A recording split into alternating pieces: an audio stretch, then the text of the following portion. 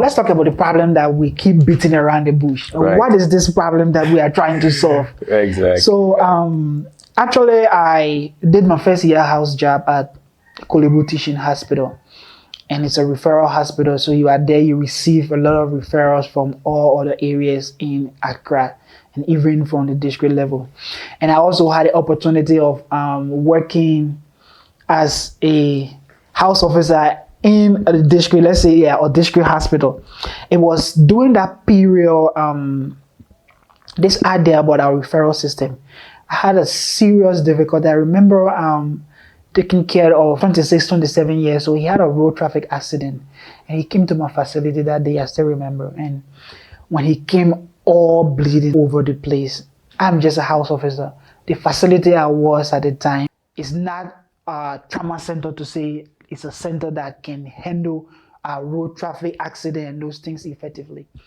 So I was there as an intermediate, stabilize the patient, extend this patient, but this case was actually beyond me. My facility don't have any trauma surgeon or any emergency physician, just house officers and some of the bosses.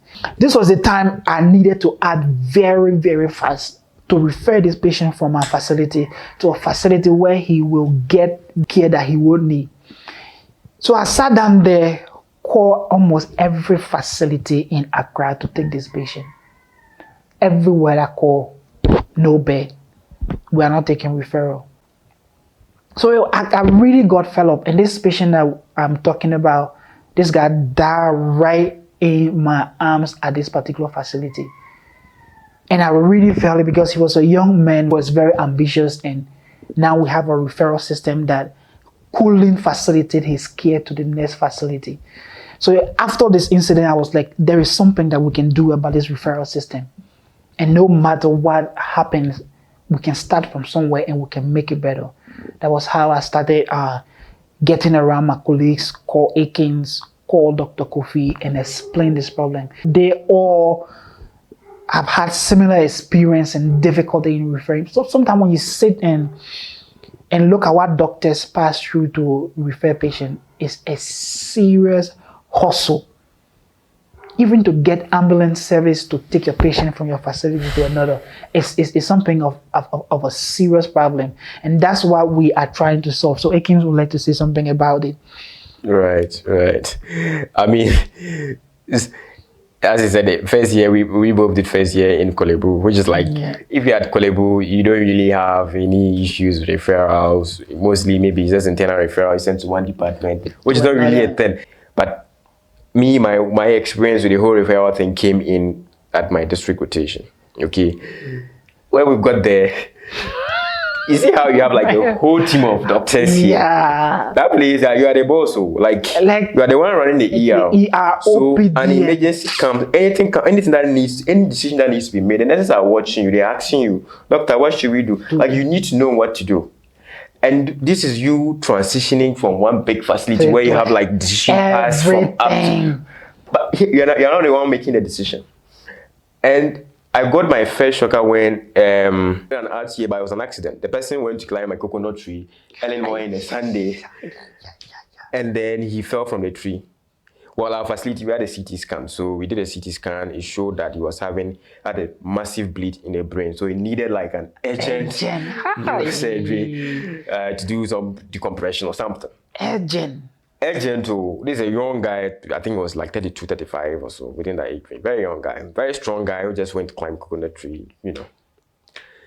And, oh, of course, we are from Kolebu, we have Kolebu numbers, let's go.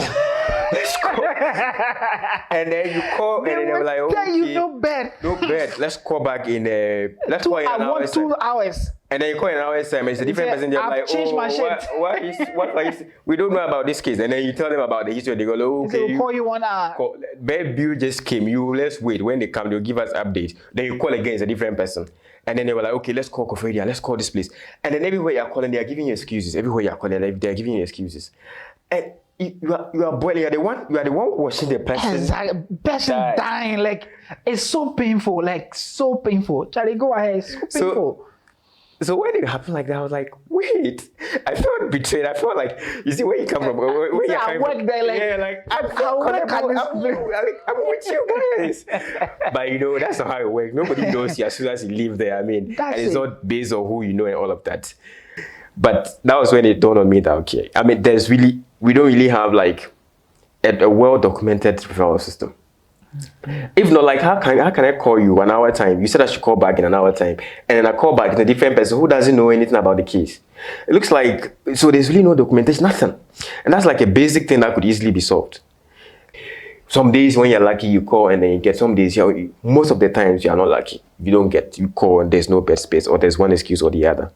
And then when you finally get a bed space, now you have to call an ambulance. And then you call an ambulance. So the ambulance will tell you that, let's speak with we have to call the hospital. The hospital and confirm. And what be tied to you if you didn't get the name of the person that told you that you can bring the case? Because now the ambulance service will say, we need to know the doctor who said you can bring the case. Because if they call, they want to find that doctor who gave the go-ahead that you can bring the case.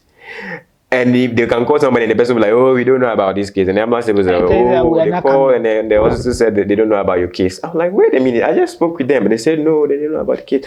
And then they are not coming.